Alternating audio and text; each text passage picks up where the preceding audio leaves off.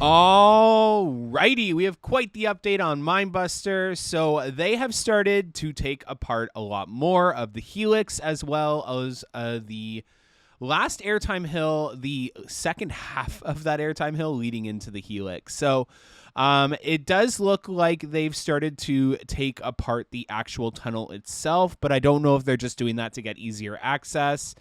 We'll have to wait and see. I mean, they're taking apart it pretty quickly, so I would say within the next 2 weeks, as long as weather cooperates, that the Helix should be completely taken apart on Minebuster. So as you can see, there's some segments of track, and as you can see there, that's where the retracking for now ends, leading into the Helix and into the tunnel and towards the brake run.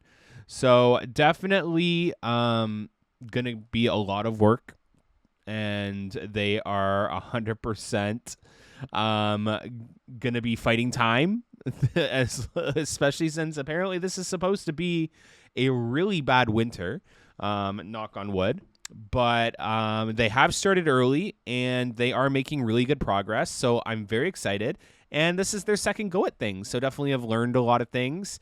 And the first half is absolutely amazing, so I have full confidence that the second portion of this Minebuster Gravity Group renovation is going to be amazing. I'm really excited to see what they do.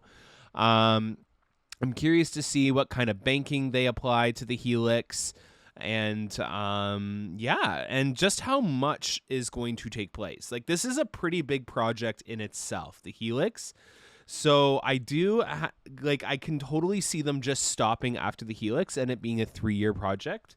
But again, they are pretty ahead of schedule so far, but we'll have to wait and see. But this is the biggest problem with the ride.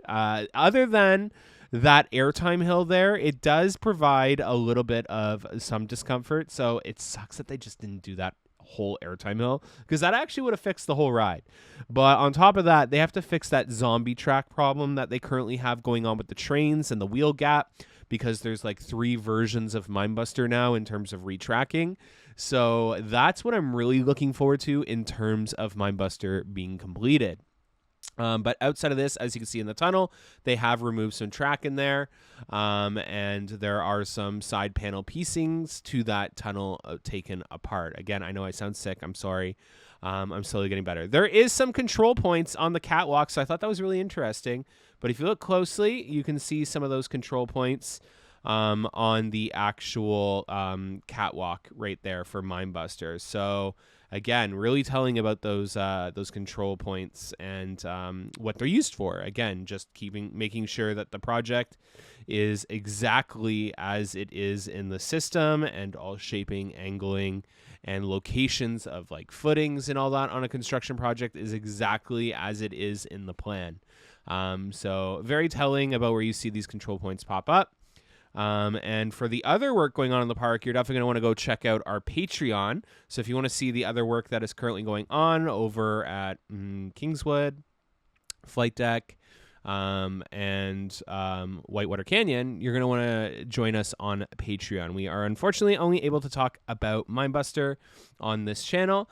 So I'll link it down below in the comments, a link to our Patreon, and definitely support us over there if you'd like.